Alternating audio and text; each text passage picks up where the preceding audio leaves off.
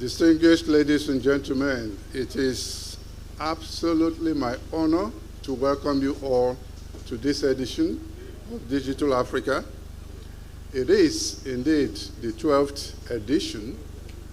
We started this event or show since 2013, and every year we gather, we choose a theme that is to do with a major aspect of technology.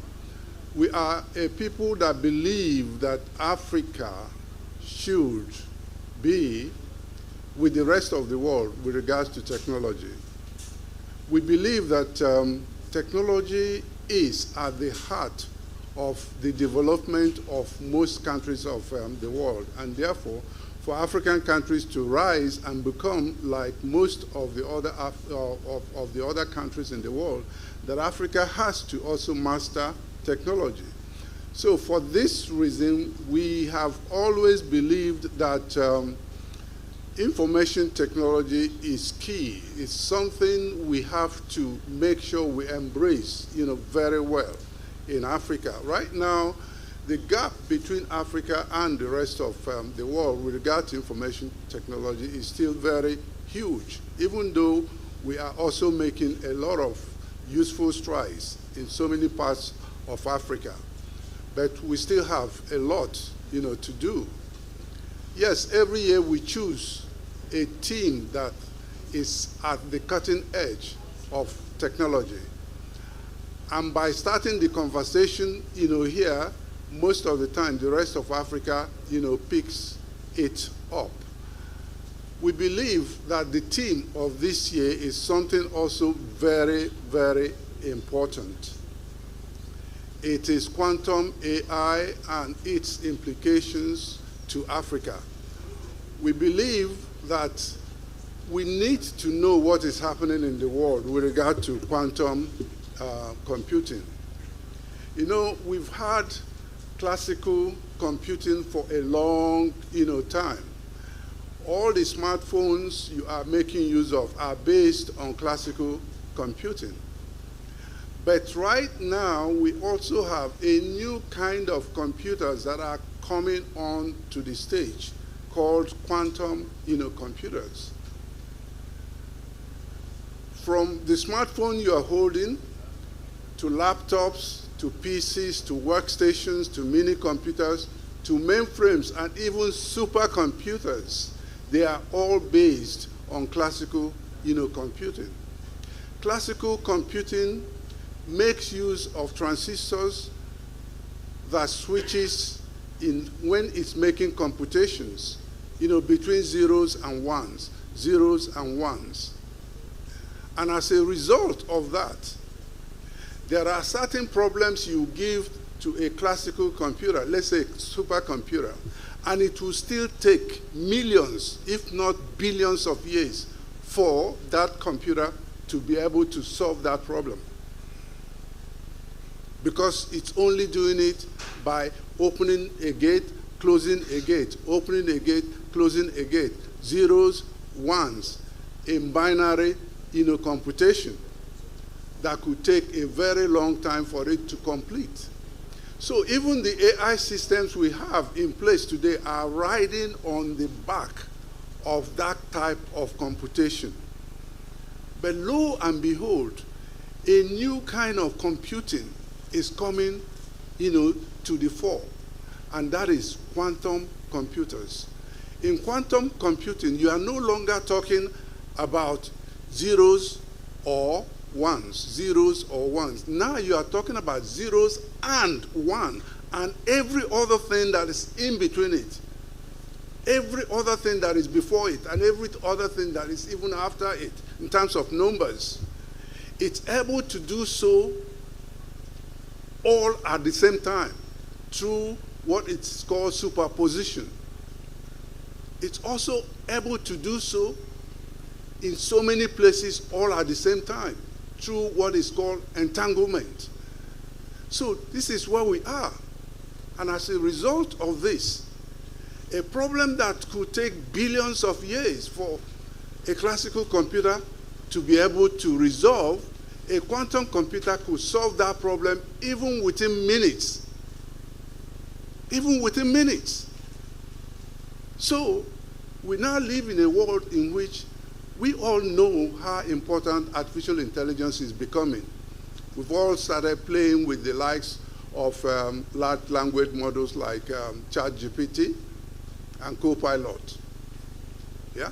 And as a result of that, we can begin to taste the power of AI. People have started telling us that what we are seeing today with regard to artificial intelligence is just at the beginning. Yeah? There are things that are called artificial general intelligence, AGIs, that are even being expected. Artificial super intelligence system, ASIs, that are even being expected. And all these are riding on the back of classical computers. Now imagine a situation where all that now is going to ride on the back of quantum computers.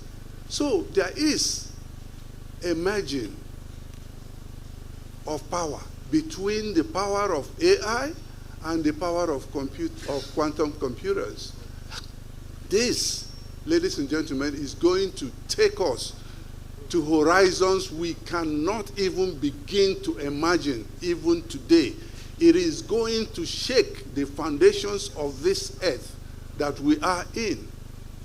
This being the case, Africa should not sit idle by thinking about the problems of Africa. Yes, we have problems. We have, problems to do with corruption. We have problems to do with leadership myopia. We have problems to do with poverty. We have problems to do with poor infrastructure and stuff, like that. Yes, we have all those problems. But the world is not also going to wait for us.